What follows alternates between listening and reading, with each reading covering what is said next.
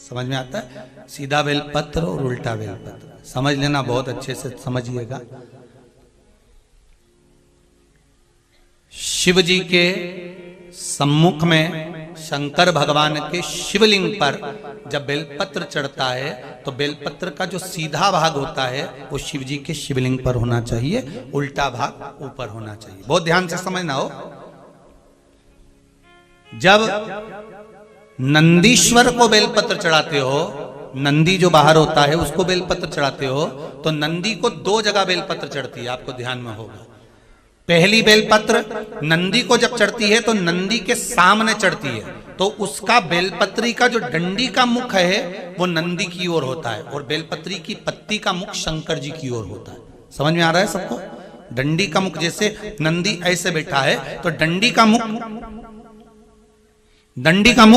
नंदी की ओर होगा, पत्ती का मुख शिव के, और ये सीधी की सीधी नंदी के सामने नीचे रखा जाती है, नंदी के सामने। और एक बेलपत्र जब नंदी के ऊपर चढ़ती है तो डंडी का मुख शिव जी के ऊपर होता है और इस पत्ती का मुख नंदी के सिर पर नंदी की ओर होता है।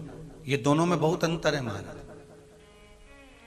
जैसे कोई बच्चा कोई कंपटीशन एग्जाम के लिए जा रहा हो या कोई परीक्षा देने के लिए जा रहा हो और पढ़ाई करे, स्मरण करे, तैयारी करे, वो अपनी जगह पर है। और ऐसा नहीं होता कि बच्चे पढ़ते नहीं है या तैयारी नहीं करते हैं। इसके बाद भी अगर उनका इंटरव्यू में पास नहीं होते या एग्जाम में पास नहीं होते तो उसके लिए ये दोनों बेलपत्री बड़ी काम करती है। बहुत ध्यान देना, जो नंदी के सामने बेलपत्र रखकर जाना, शिव जी के सम्मुख में बेलपत्र रखकर जाना, मतलब नंदी के सम्मुख में जब रखाएगी तो डंडी जम के बोली है कहाँ होना चाहिए?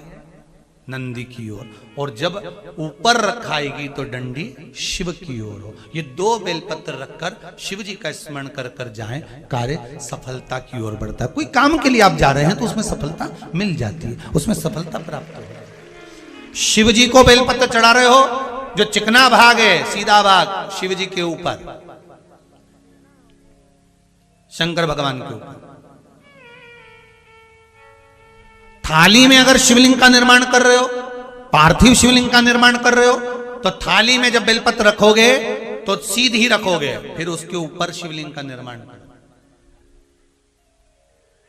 अगर आप निर्माण करते हैं पार्थिव शिवलिंग का और बनाते हैं बेलपत्र,